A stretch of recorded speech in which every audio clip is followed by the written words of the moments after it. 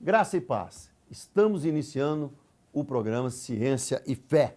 E hoje nós trazemos um tema super interessante: a terapia na igreja. Como abordar isso? Como isso vem crescendo? Vários pastores hoje estão formando em psicologia e isso está ajudando-os em seus ministérios. Então, vamos abordar esse tema, nós temos um convidado especial aqui, tá bom? Está no ar o programa Ciência e Fé.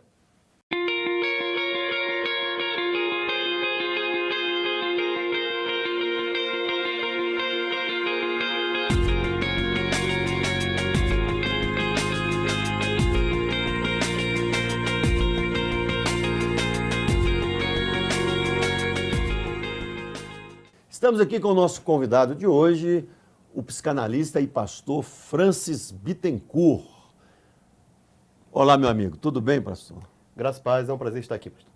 Então, nós estamos debatendo ciência e fé, né? Como que ciência e fé conversam, como que ciência e fé, hoje elas complementam uma a outra, né? E uma das áreas mais importantes é a psicologia, hoje muito usada na igreja, né, pastor? Isso. Hoje a gente consegue falar numa mesma sintonia, ciência e fé, né? Antigamente a gente tinha um pouco mais de dificuldade com isso, mas hoje está muito mais aberto, muito mais aceito e existe já um entendimento em que é necessário realmente tratar o ser humano como um todo, e esse é o grande diferencial. Você falou isso, foi muito bem falado. Trata ele como um todo. Nós tínhamos antes, eu sou evangélico há mais de 30 anos, nós tínhamos o entendimento que uma vez que a pessoa converteu, ela está completamente liberta, né? Na verdade, a alma dela precisa ser trabalhada, porque nós convertemos, o nosso espírito é renovado, o nosso corpo vai esperar a ressurreição, né? Mas a nossa alma aí é o campo de batalha onde nós vamos amadurecendo. E hoje, o profissional da psicologia e da psicanálise, ele pode ajudar o pastor a trabalhar o crescimento emocional dessas pessoas? Sim, é isso. Não existe mais aquela ideia de quem está certo. Existe a ideia de que são abordagens diferentes, pontos de vista diferentes que se completam. Não é uma questão de se colocar uma coisa em contradição à outra, mas sim completando a outra. A teologia, ela trata o ser humano como uma tricotomia, ou seja, é alma, corpo e espírito. A partir daí, a gente já tem também uma abordagem do campo psicológico, em que o ser humano precisa ser tratado em todas as esferas. Antigamente, ao se falar, né, de saúde mental, o tratamento da saúde mental, ele era feito exclusivamente com medicação. Cerca de algumas décadas atrás, foi trocado um pouco disso. Deixou um pouco medicação de lado e entrou na ideia da psicologização da saúde mental. E começou a querer retirar o uso de medicamento. Ou seja, tira a medicação e começa a tratar através de terapia. Foi o período em que vários psiquiatras eles começaram a deixar o uso da psiquiatria e se tornar psicanalista. Só que era muito restrito, não é? Uma sessão de psicanálise naquela época, traduzindo para hoje, ela teria um valor de R$500 por sessão, então não tinha como abranger todo mundo. Hoje em dia, ela já é bem mais popularizada. Mas com esse foco de trazer o ser humano apenas com tratamento terapêutico, com o tempo viu-se que era necessário voltar com a medicação também. E a partir daí a gente começou a caminhar na ideia de tratar o ser humano como um todo, considerando ele como parte biológica, psicológica, sociológica e até espiritual. E aí começou todo mundo a se enquadrar no mesmo pensamento e um falando a mesma linguagem do outro. E então nós podemos ter uma pessoa muito ungida, madura espiritualmente, mas muito infantil emocionalmente, podemos ter. Com certeza, podemos ter isso sim. E temos líderes assim hoje, pastor? Também temos. Isso aí, ninguém está livre disso, né? Uma vez que tanto o líder quanto o liderado, ele é um ser humano. Então ele tem alma, corpo e espírito, da mesma forma. E a alma dele, ela pode estar deficiente de alguma forma, e enquanto que o espírito não. Nós vemos na leitura bíblica o exemplo de Elias. Elias era um profeta que havia destruído a idolatria de Israel, tinha acabado de enfrentar 850 profetas, 450 profetas de Baal, 400 profetas do poste ídolo, e tinha feito isso perante uma nação inteira.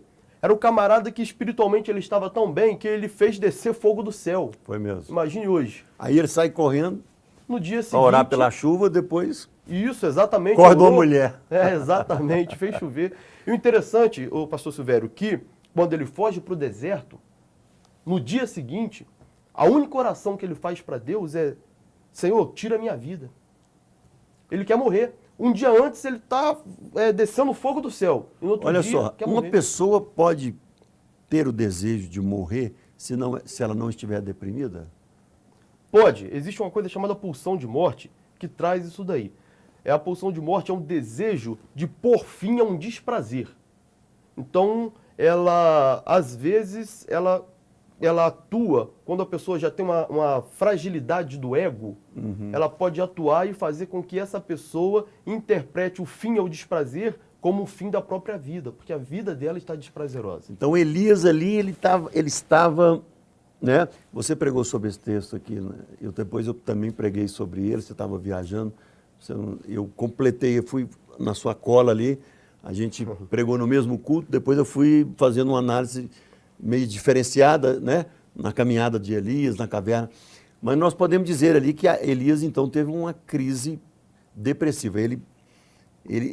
Uma decepção muito grande com o caso de Acabe e Jezabel não ter acatado, ou uma decepção com Deus, porque o povo tinha visto tais milagres, e uma decepção muito forte com Acabe e Jezabel, principalmente, porque viram também tão grandes milagres e ainda assim eles estavam preocupados em persegui-lo, né? Sim, sim. Elias, apesar de estar cheio do espírito, o que caracteriza que ele realmente teve uma crise depressiva e não uma tristeza somente, foi que aquele estado de Elias perdurou.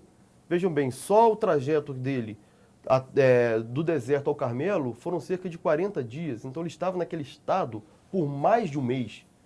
E quando você tem um estado de tristeza permanente e ela ultrapassa 15 dias, a gente já tem que estar atento quanto a isso. Já não é mais uma tristeza comum.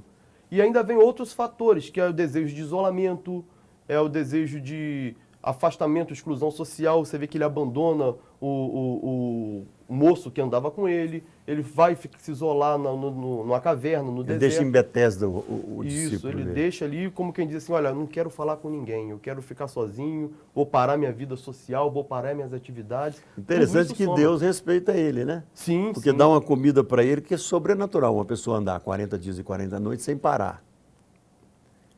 É sobrenatural isso, né? Exatamente. A bilha que o anjo falou, ali está a bilha com água e os pães sobre a brasa. Ele comeu aquele pão, tomou aquela água e andou 40 dias e 40 noites. Será que Deus falou com ele ali, pastor Frank?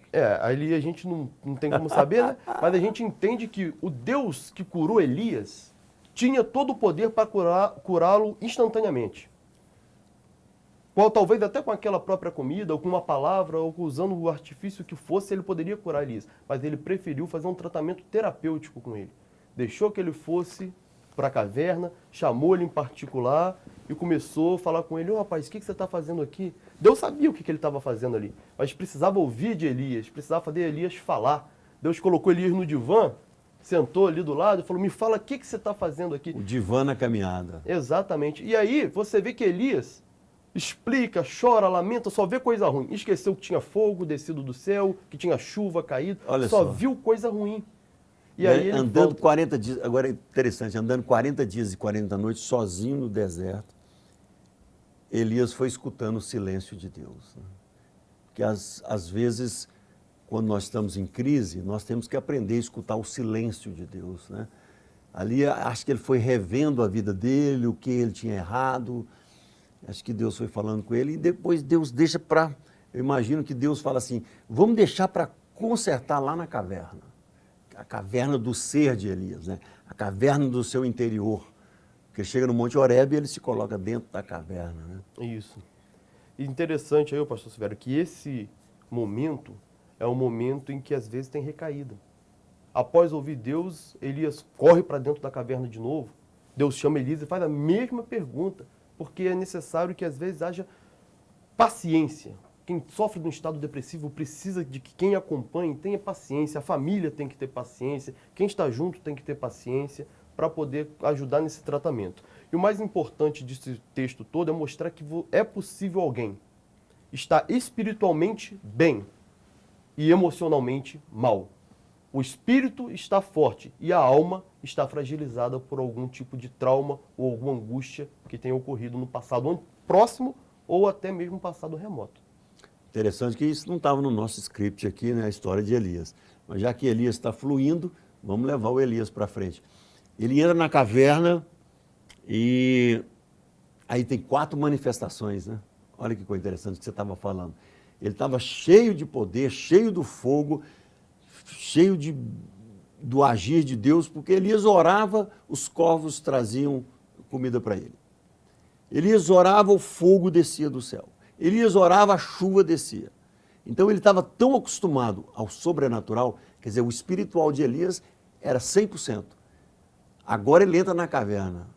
Parece que na caminhada Deus tratou na mente dele. Agora ele entra na caverna e Deus faz a pergunta, não é? O que Deus fala com ele ali na caverna? O que você está fazendo aqui? Elias? Que fazes aqui, Elias? Né?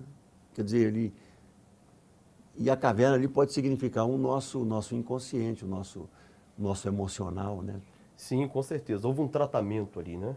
Houve um tratamento e a partir daí que a igreja começa a entender que há necessidade da ciência, da sua cooperação junto à fé no tratamento do ser humano como um todo.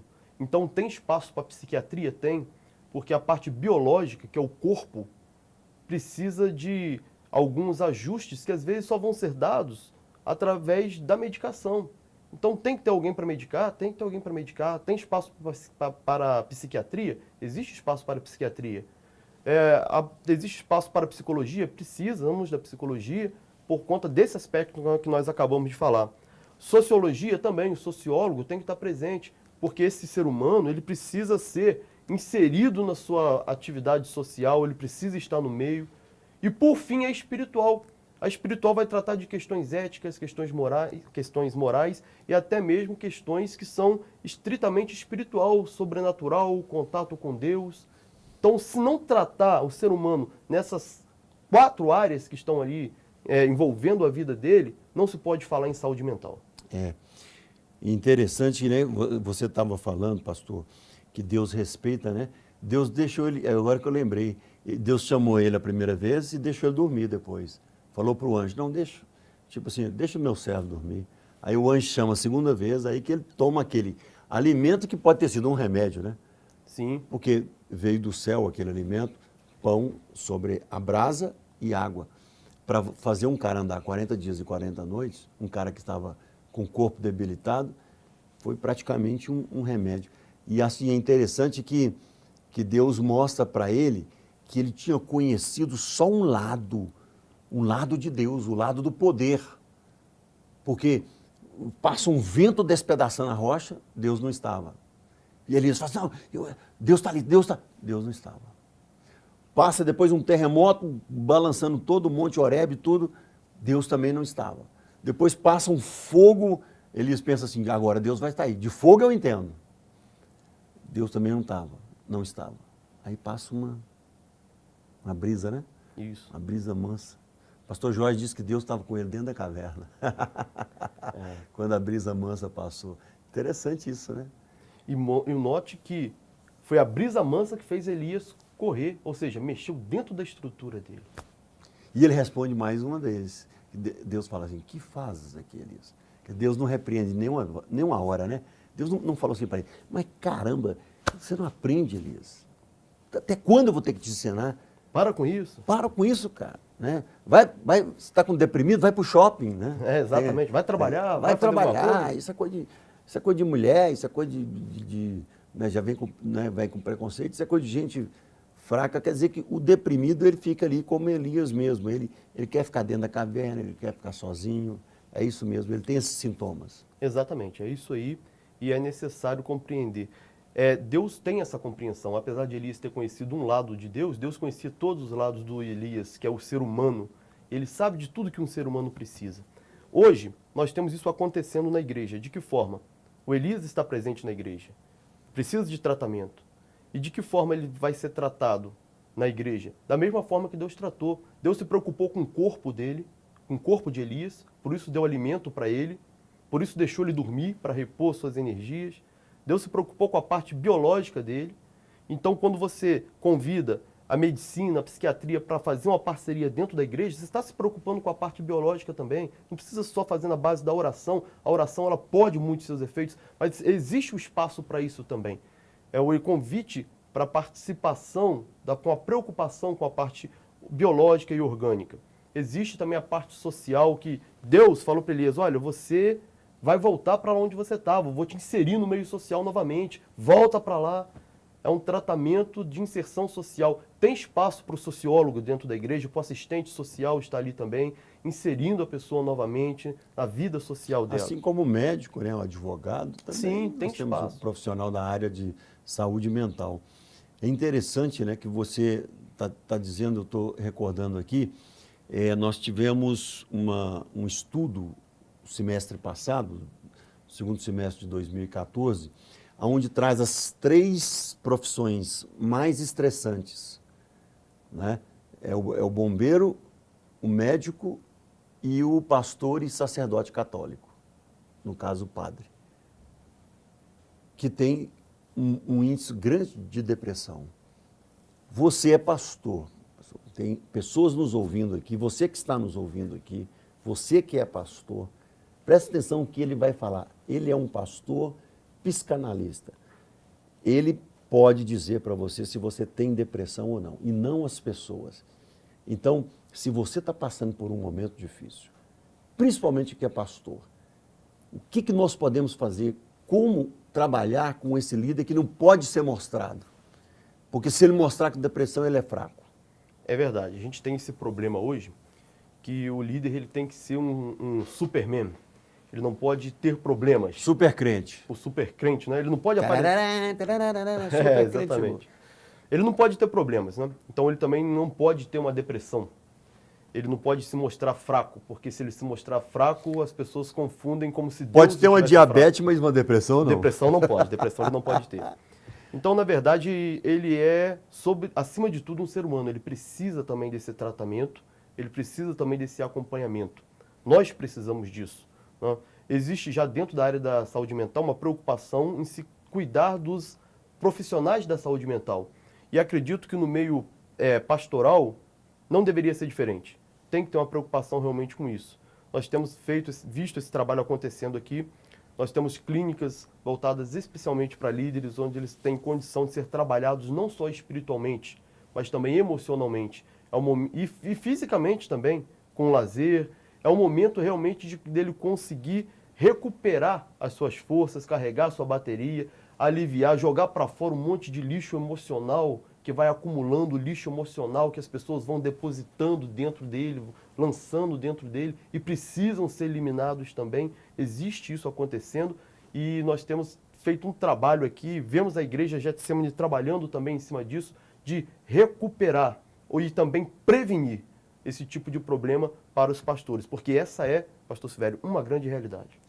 E ele não tem com quem abrir, né? Ele assume o problema dos outros, toda a carga dos outros, né? E às vezes ele não tem com quem abrir, a não ser com a esposa ali. E isso faz com que ele também carregue uma carga muito pesada, né? Isso. A exemplo de Elias, né? Ele vai pregar bem no púlpito, ele vai orar pelos enfermos, ele vai curar enfermos, ele vai fazer cultos, trabalhos de libertação. E quando termina tudo e todo mundo vai embora, que ele fica sozinho ali, com ele mesmo, aí ele não se reconhece. Ele entra num estado de tristeza, de angústia, de desânimo, vontade de largar tudo, porque o espírito está bem. O problema está na alma. Então, ele tem revelação na Bíblia, ele prega, está pregando legal, mas ele está triste, né? Exatamente, ele é uma pessoa. E essa tristeza vai, logicamente, que vai passar para a igreja vai parar de crescer, né? E ele, às vezes ele tem uma meta de crescer mais, e aí vai tudo acumulando ao ponto que ele tem que parar, então. Então, o pastor precisa procurar um amigo, um pastor terapeuta, ou mesmo ele ir no terapeuta e conversar, deixar esse preconceito de lado. Essa aí é a primeira coisa que tem que ser feita, né? Sim, é necessário. Mesmo porque, como o senhor colocou, vai afetar a igreja em um determinado momento. Mas antes de afetar a igreja, já afetou a esposa, já afetou os filhos, já afetou a família. E aí o negócio já, quando chega a afetar a igreja, dentro de casa já está um negócio muito mais abrangente em termos de prejuízo. Então é melhor ele cuidar do seu estado físico e também do seu estado mental. Ter saúde para conseguir levar esse trabalho que realmente é um trabalho difícil. Meu amigo pastor, você precisa andar junto com os outros, precisa abrir mais seu coração, precisa abrir mais a sua vida, né? E saber que você não é infalível, né? Super crente, o super crente, né? Ninguém na verdade. O super pastor, aquele que fala, ô varão, né? Aquele que fala, né? Aquele que tem aquele linguajar, né? Espiritual, não. Seja natural, seja você. Você também precisa de Deus. Você precisa estar bem com Deus para você transmitir isso na palavra, transmitir isso na sua liderança, né? É muito importante. Então, por que não? Procure um amigo seu do Conselho de Pastores. Nós temos um conselho que reúne aqui toda última terça do mês. Temos vários pastores que são psicólogos. Encosta num pastor desse aí, meu amigo. Ele vai ter certeza. Pode vir aqui conversar com o pastor Frank que ele vai te ajudar. Com certeza. Porque a gente sabe de inúmeras pessoas, né, pastor? Sim. Me fala, você já ajudou algum pastor? Logicamente você não vai falar nome, mas você atendeu algum pastor?